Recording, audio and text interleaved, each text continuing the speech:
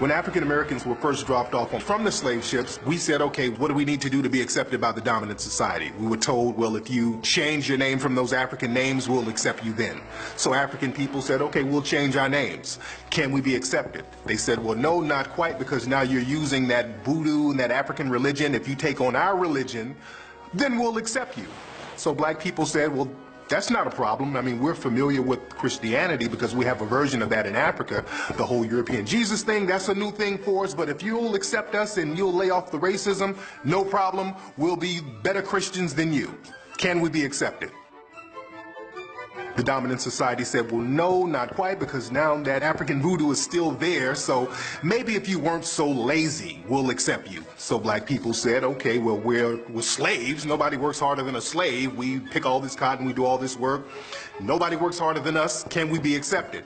So the dominant society said, well, no, because now slavery is over and we don't need your work no more. So black people said, okay, well, how about hiring us since we have all the skills? The dominant society said, well, no, not quite, because we have white-only unions, so we don't need that. So African-American people said, okay, well, look, how about we just build our own communities? We'll build our Tulsa, Oklahomas, our Central Avenues in Los Angeles. We'll build our own prosperous communities, and we'll just leave you be. How about that?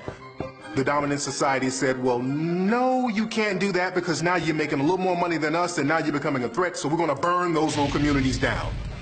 So black people said, okay, how about this? We'll work for you, just hire us, we'll keep our heads up, we'll have dignity, will you accept us? The dominant society said, well, no, because you're being uppity now. We don't want uppity black folks. So black people said, okay, well, how about this? We'll just shuck and jive, we'll be entertainment for you. We'll tap dance, skin and grin, coon, do whatever. Can we be accepted? The dominant society said, well, we love the entertainment part of you, but we can't really respect that, so we won't accept you. So black people said, well, we'll just drop out completely. We won't even try to be accepted by you. We'll just hang out on the corner. We won't even try to become part of the dominant society. We'll just hang out in front of the liquor store. If we see something we like, we'll take it. We'll just do our thing. The dominant society said, well, no, you do that, we're going to arrest you.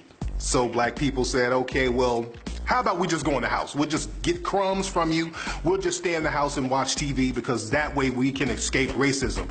But the thing is, when you look at television, what do you see?